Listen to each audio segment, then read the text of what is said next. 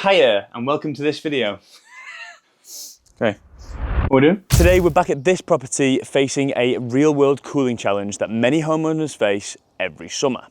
Today at iHeat we are installing the new high-air 3.5 kilowatt air conditioning split system to see if the increased cooling capacity can make all the difference without breaking the bank. This customer already has an indoor AC unit. It's rated at 2.5 kilowatts, but during hot days like today, it simply isn't enough. Stick around to the end of the video to find out how much it costs to run a unit like this, how loud it is, and how it compares to a regular portable AC unit. And trust me, I wasn't expecting the results. Let's head inside and get this video started.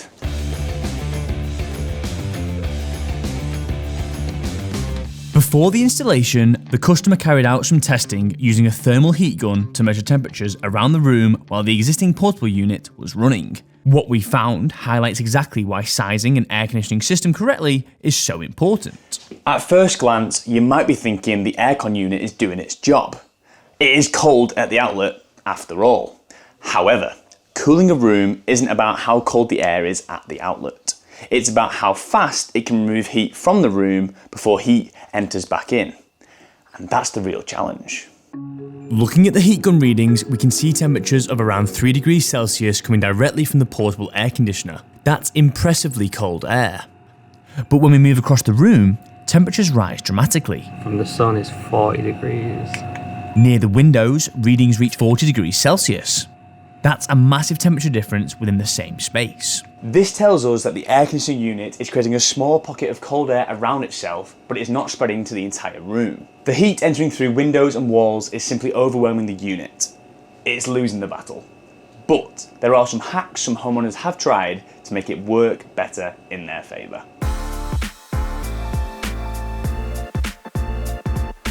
Thanks for inviting us around again, really appreciate it. That's all right. Back with aircon today. Yep. What hacks have you tried? Obviously there's a blanket over here. What have you tried doing to make this work better for you? So yeah, I was basically like checking out Reddit and people suggested one of the things is wrapping the exhaust pipe in like a blanket to try and limit the amount of heat that bleeds into the room. So like, I guess if I just do a quick scan, that's 31 degrees on the blanket. And then if I do it here, 43 degrees. Oh wow, that actually does make a difference. So obviously like the heat's transferring to the blanket, so it's still in the room, but it's not kind of radiating over that way. And as you can see, my windows are just really not suitable for this kind of exhaust. Yeah. So I basically put this in to try and limit the amount of air changes as well, because this isn't really designed for normal UK windows. Exactly. Yeah. So you can buy kits that is basically like a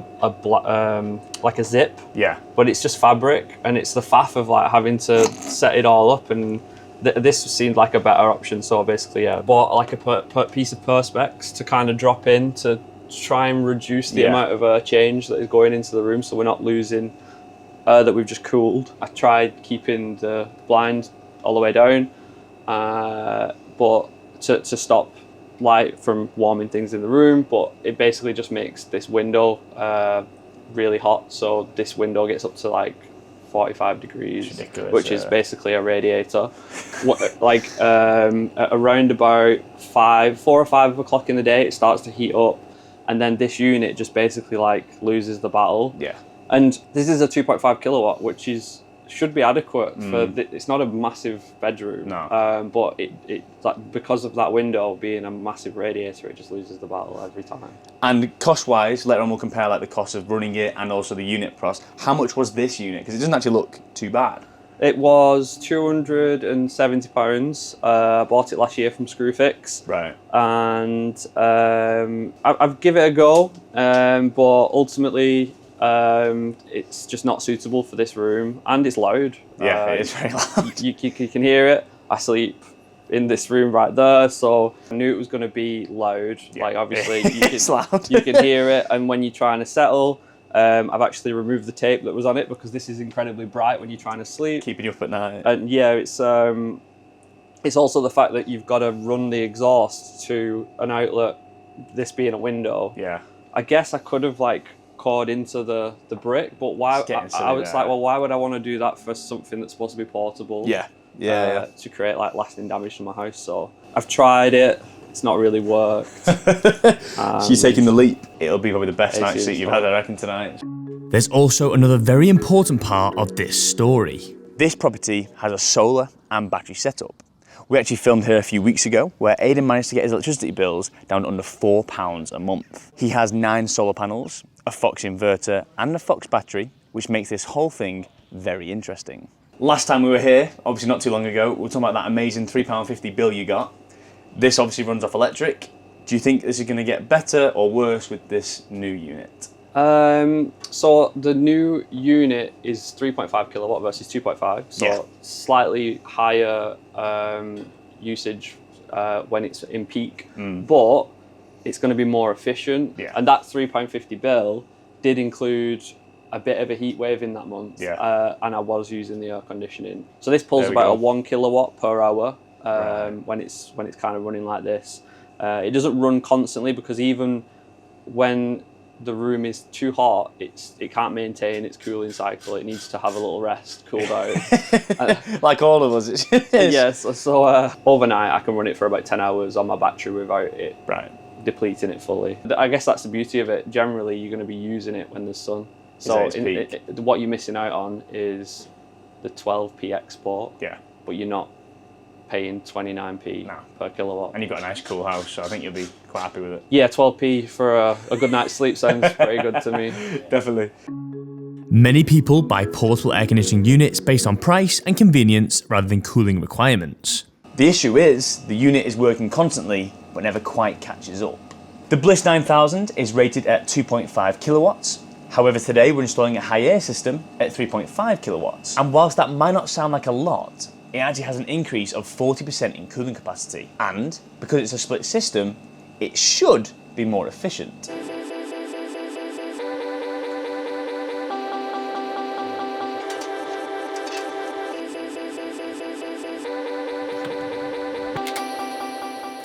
Last few steps here, we're going to be wiring in the outdoor unit, making all the connections with the pipe work, and then doing an OFN test on the system. So we're just making the connections now for our lines, and then we'll be connecting up our OFN test. So it's just checking for any leaks. We'll leave it going for an hour, test it about 40 bar, and make sure that there's no drop at all. And as long as the test goes good, we'll connect the vac pump and vac all the lines down. We'll leave the vac going for as long as we can, because the clearer we get the lines, the more efficient the units will be. So there's regulations like you've got to leave it testing for half an hour, but we normally leave it going for longer. With the external unit vacuumed out and the internal unit fitted correctly, the system is ready to be tested and commissioned. One worry when getting an installed system like this is the noise pollution. So, let's do a sound test. We've got a decibel meter here. What you do have to remember though is that this is an all-in-one unit. So the compressor and the fan is built into one. So we'll measure the outdoor unit and the indoor unit to keep things fair. So we're at 62 decibels, which is quite loud. If you were sleeping this, right next to it, which Aidan was before, you wouldn't get that great of a sleep. You'd probably have to wear earplugs or all that malarkey. So let's now compare it to the outdoor unit for the compressor and then indoor for the fan. Things I do for these videos. Okay.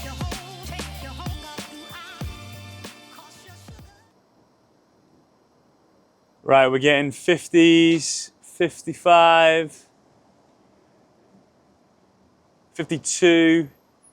Yeah, so it's like low 50s, much better than the indoor unit. And it's outside too, so you have the wind, you have passing cars, your neighbours aren't complaining, they aren't going to hear that. And of course, we always mount it away from windows, so you aren't going to get it inside your house either.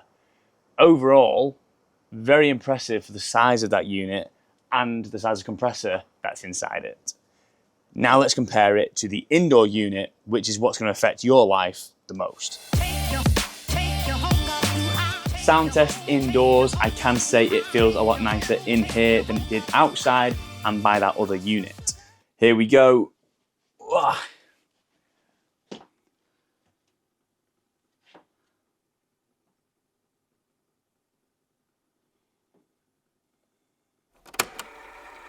Okay, deepest apologies. It turns out this is just a really cheap decibel meter off Amazon and it can't go below 30 decibels. However, we have checked the manual and the higher internal system can go as low as 18 decibels when running inside your home. So you don't have any trouble getting to sleep. It's not going to keep up pets or babies.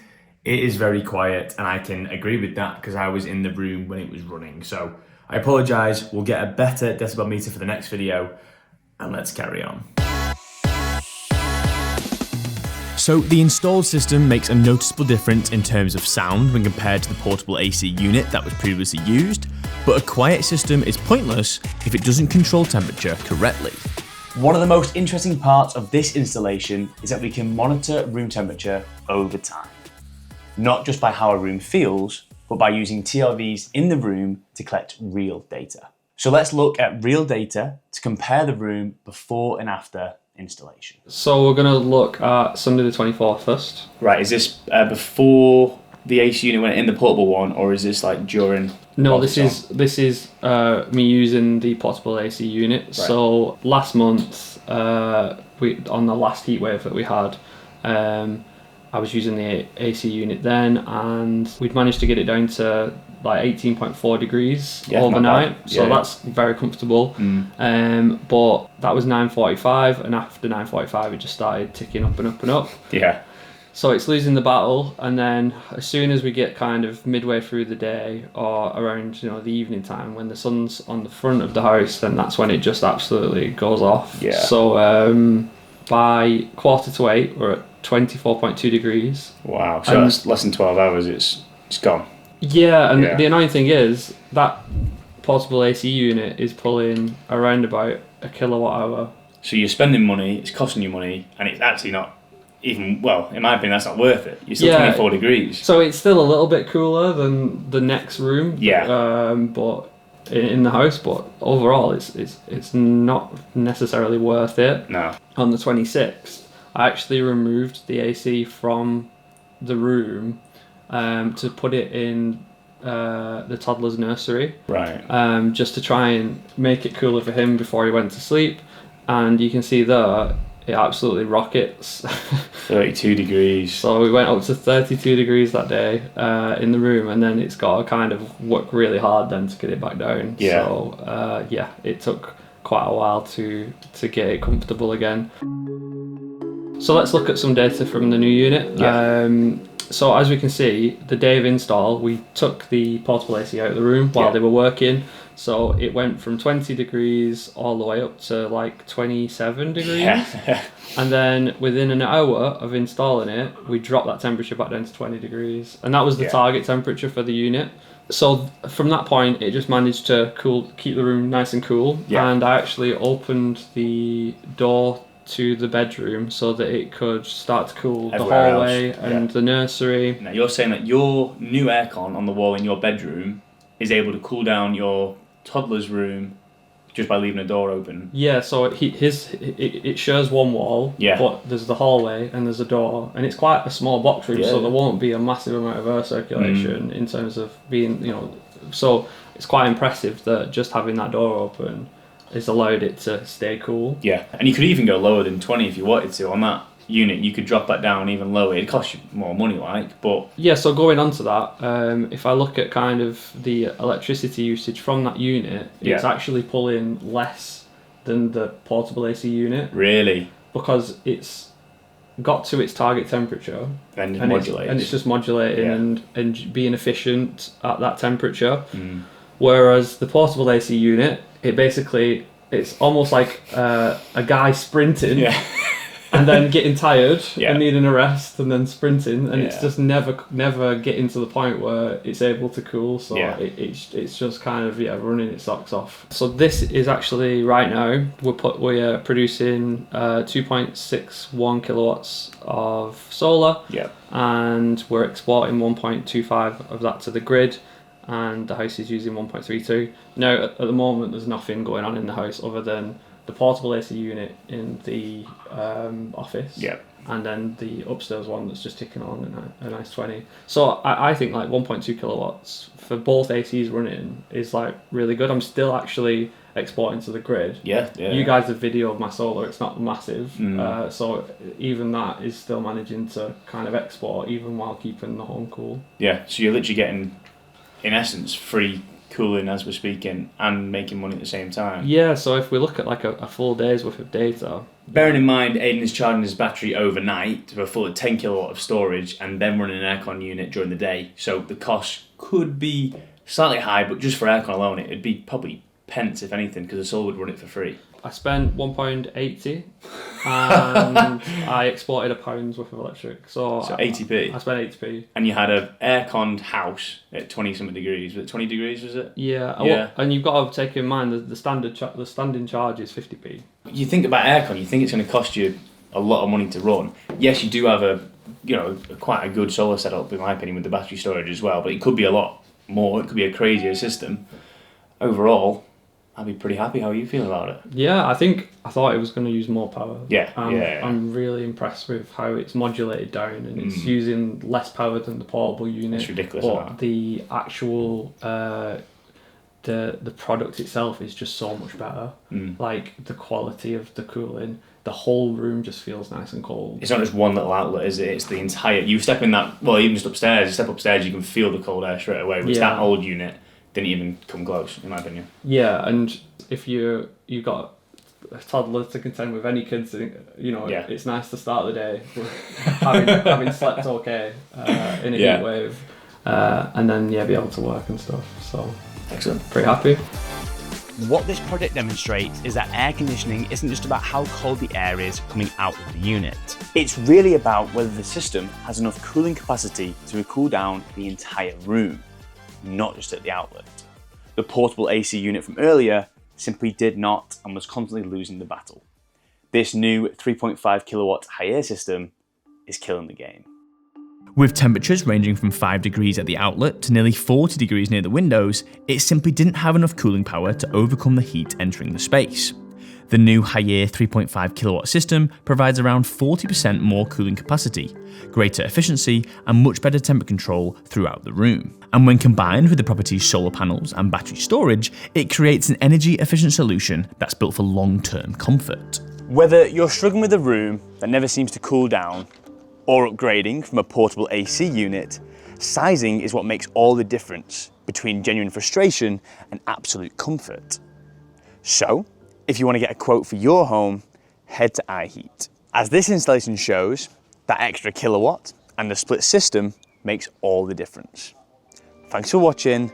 This has been iHeat.